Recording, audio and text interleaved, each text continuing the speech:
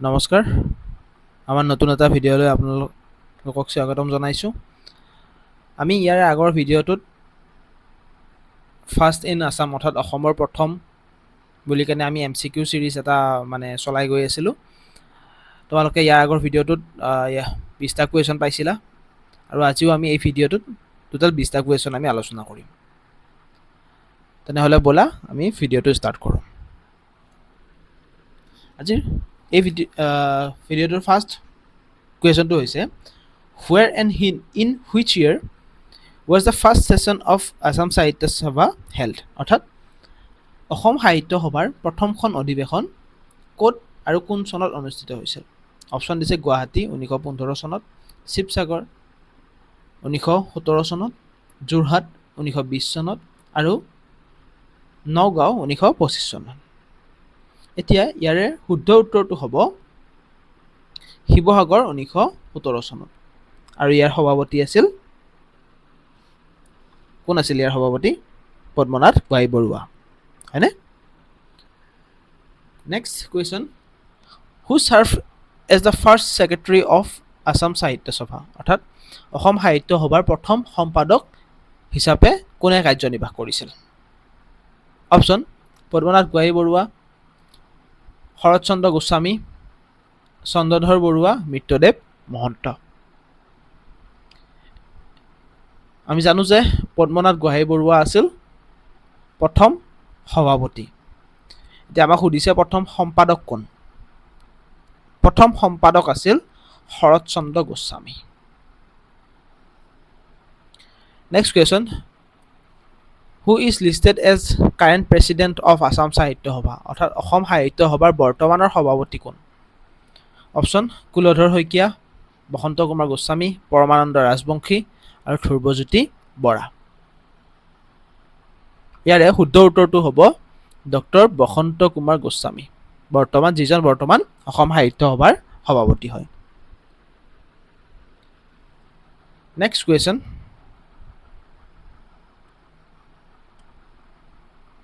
in which magazine was the Assamese state song O Mur Apunar Desh first published in 1909? অৰ্থাৎ 1909 চনত অসমৰ যিটো জাতীয় সংগীত অ মোৰ আপোনাৰ দেশ প্ৰথমবাৰৰ কাৰণে কোনখন আলোচনীত প্ৰকাশ পাইছিল?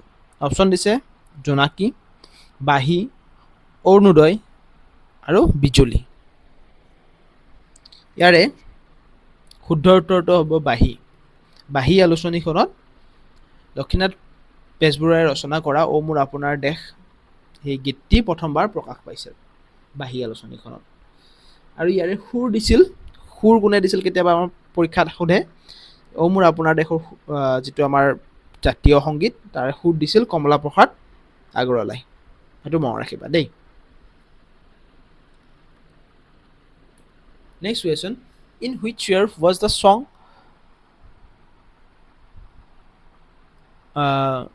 O Mur Apunar Desh officially adopted as the state anthem of Assam? অৰ্থাৎ কোন চনত অ মোৰ আপোনাৰ দেশ গীতটো আনুষ্ঠানিকভাৱে অসমৰ জাতীয় সংগীত বা ৰাজ্যিক সংগীত হিচাপে গ্ৰহণ কৰা হৈছিল? অপশ্যন দিছে 1917, 1927, 1947, 1950। ইয়াৰে শুদ্ধ উত্তৰটো হ'ব 1927। 1927 চনত অসম ছাত্ৰ সন্মিলনে এই যিটো অ মোৰ আপোনাৰ দেশ গীতটো তেওঁলোকে অসমৰ ৰাজ্যিক গীত বা জাতীয় সংগীত বুলি পেলাই তেওঁলোকে গ্ৰহণ কৰিছিল। হু was the first sports person from Assam to win A Olympic medal? Olympic বঁটা লাভ কৰা অসমৰ প্ৰথমগৰাকী ক্ৰীড়াবিদ কোন? অপশ্যন শিৱ থাপা, লাভলীনা বৰগোহাঁই, হিমা দাস আৰু ভোগেশ্বৰ বৰুৱা। ইয়াৰে শুদ্ধ উত্তৰটো হ'ব লাভলীনা বৰগোহাঁই। লাভলীনা বৰগোহাঁয়ে কি খেলে? বক্সিং খেলে। আৰু তেওঁ কি কৰিছিল? টকিঅ' 2020 অলিম্পিকত তেওঁ মেডেল লাভ কৰে। Who was the first Assamese woman to clear the Indian Administrative Service exam, অৰ্থাৎ ভাৰতীয় প্ৰশাসনিক সেৱা পৰীক্ষাত উত্তীৰ্ণ হোৱা প্ৰথমগৰাকী অসমীয়া মহিলা কোন আছিল? অপশ্যন: সুচিব্ৰতা ৰায়চৌধুৰী, পাৰুল দাস, লিলি মজিদাৰ বৰুৱা, জ্যোতি দাস। প্ৰথমগৰাকী মহিলা যিগৰাকীয়ে ভাৰতীয় প্ৰশাসনিক সেৱাত উত্তীৰ্ণ হৈছিল তেওঁ আছিল পাৰুল দাস। কে তেওঁ 1975 চনত এই পৰীক্ষাটো তেওঁ পাছ কৰিছিল। Next, who was the first chief minister of Assam, অৰ্থাৎ অসমৰ প্ৰথম মুখ্যমন্ত্ৰী কোন আছিল? অপশ্যন দিছে বিষ্ণুৰাম মেধি, গোপীনাথ বৰদলৈ, বিমলা প্ৰসাদ চলিহা, শৰৎচন্দ্ৰ সিংহ। ইয়াৰ শুদ্ধ উত্তৰটো হ'ব গোপীনাথ বৰদলৈ। গোপীনাথ বৰদলৈ আছিল প্ৰথমজন অসমৰ মুখ্যমন্ত্ৰী। Next, who was the first person from Assam to receive the Padma Bhushan award, অৰ্থাৎ অসমৰ পৰা প্ৰথম পদ্মভূষণ বঁটা লাভ কৰা ব্যক্তিগৰাকী কোন আছিল? অপশ্যন: বিমলা প্ৰসাদ চলিহা, কৃষ্ণকান্ত সন্দিকৈ, অমল প্ৰভা দাস আৰু ভূপেন হাজৰিকা। ইয়াৰে শুদ্ধ উত্তৰটো হ'ব কৃষ্ণকান্ত সন্দিকৈ। কৃষ্ণকান্ত সন্দিকৈয়ে 1967 চনত তেওঁ প্ৰথম অসমীয়া যিয়ে পদ্মভূষণ বঁটা লাভ কৰিছিল। পদ্মশ্ৰী কোনে পাইছিল? পদ্মশ্ৰী পাইছিল অমল প্ৰভা দাসে। Next question, which is the first Assamese sonnet written by Hiteswar Barbarua, অৰ্থাৎ হিতেশ্বৰ বৰবৰুৱাই ৰচনা কৰা অসমীয়া প্ৰথম ছনেটটো কি আছিল? মালতী, প্ৰিয়তমাৰ চিঠি, কদমকলি আৰু জোনাকী।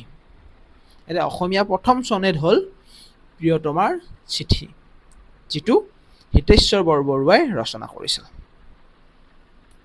Next question, which is the first bridge build over the Brahmaputra river in Assam, অৰ্থাৎ অসমৰ ব্ৰহ্মপুত্ৰ নদীৰ ওপৰত প্ৰথমখন দলং কি?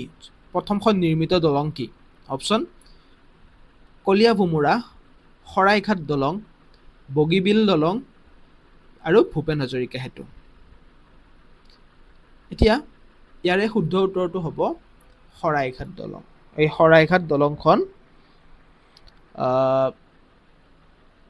1962 চনত নিৰ্মাণ কৰা হৈছিল।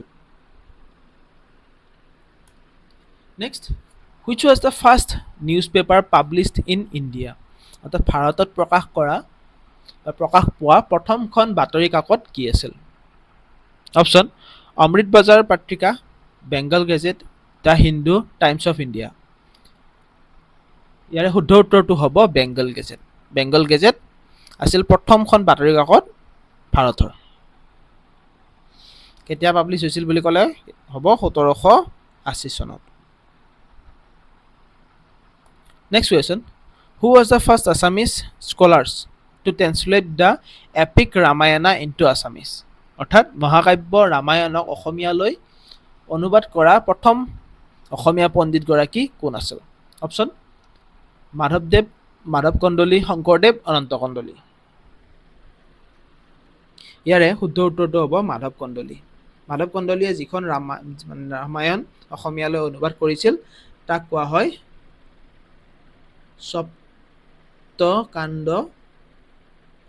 সপ্তকাণ্ড ৰামায়ণ বুলি কেনে। Okay. Next question, who was the first Assamese to win a gold medal at the Asian Games, অৰ্থাৎ এছিয়ান গেমছত স্বৰ্ণ পদক লাভ কৰা প্ৰথম অসমীয়া কোন আছিল? অপশ্যন: হিমা দাস, ভোগেশ্বৰ বৰুৱা, তায়াবুন নিছা, জয়ন্ত তালুকদাৰ। ইয়াৰে শুদ্ধ উত্তৰটো হ'ব ভোগেশ্বৰ বৰুৱা। তেওঁ 1966 এছিয়ান গেমছত গোল্ড মেডেল পাইছিল।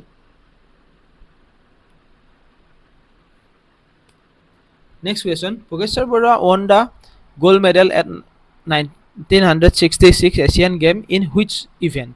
অৰ্থাৎ তেওঁ কোনটো খেলত এই স্বৰ্ণ পদকটো তেওঁ লাভ কৰিছিল এছিয়ান গেমছত? কোনবিধ খেল খেলিছিল তেওঁ? 400 মিটাৰ দৌৰ, 800 মিটাৰ দৌৰ, লং জাম্প আৰু জেভলিন থ্ৰ'। তেওঁৰ খেলটো আছিল 800 মিটাৰ দৌৰ। এই 800 মিটাৰ দৌৰৰ খেলত তেওঁ গ'ল্ড মেডেল পাইছিল 1966 এছিয়ান গেমছত। Next, who was the second chief minister of Assam, অৰ্থাৎ অসমৰ দ্বিতীয়জন মুখ্যমন্ত্ৰী কোন আছিল? অসমৰ দ্বিতীয়জন মুখ্যমন্ত্ৰী আছিল, অপশ্যন কি দিছে চোৱা, বিমল প্ৰসাদ চলিহা, বিষ্ণুৰাম মেধি, শৰৎ চন্দ্ৰ সিংহ আৰু মহেন্দ্ৰ মোহন চৌধুৰী। ইয়াৰে শুদ্ধ উত্তৰটো হ'ব বিষ্ণুৰাম মেধি। তেওঁ 1950 চনত তেওঁ মুখ্যমন্ত্ৰী হৈছিল। Next, where was the first sugar mill industry established in Assam, অৰ্থাৎ অসমৰ প্ৰথমটো চেনিকল উদ্যোগ ক'ত স্থাপন কৰা হৈছিল? অপশ্যন নুমলীগড়, বৰুৱা বামুণ গাঁও দেৰগাঁও, নাজিৰা আৰু তিনিচুকীয়া। অসমৰ প্ৰথমটো চেনিকল উদ্যোগ স্থাপন কৰা হৈছিল বৰুৱা বামুণ গাঁও দেৰগাঁৱত। Next question, which is the oldest operating oil refinery in India established in 1901, অৰ্থাৎ 1901 চনৰ স্থাপিত হোৱা ভাৰতৰ আটাইতকৈ পুৰণি সক্ৰিয় তেল শোধনাগাৰ কোনটো? অপশ্যন নুনমাটি, ডিগবৈ, বঙাইগাঁও আৰু নুমলীগড়। ইয়াৰে শুদ্ধ উত্তৰটো হ'ব ডিগবৈ। ডিগবৈ তেল শোধনাগাৰটো হৈছে ভাৰতৰ আটাইতকৈ পুৰণি সক্ৰিয় তেল শোধনাগাৰ। Next question, in which year Kaziranga declared as the first national park of Assam, অৰ্থাৎ অসমৰ প্ৰথম নেশ্যনেল পাৰ্ক কোনখন বা ৰাষ্ট্ৰীয় উদ্যান হ'ল কাজিৰঙা। সকলোৱে জানো। এতিয়া কাজিৰঙাখনক ৰাষ্ট্ৰীয় উদ্যান হিচাপে কেতিয়া ঘোষণা কৰা হৈছিল আমাক সুধিছে।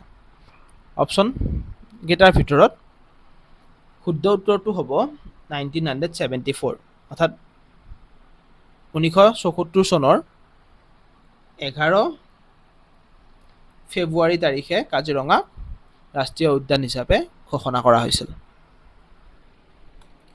নেক্সট কুৱেশ্যন, আৰু আজিৰ ভিডিঅ'টোৰ শেষৰটো question, who was the first female chief minister of Assam, অৰ্থাৎ অসমৰ প্ৰথমগৰাকী মহিলা মুখ্যমন্ত্ৰী কোন আছিল?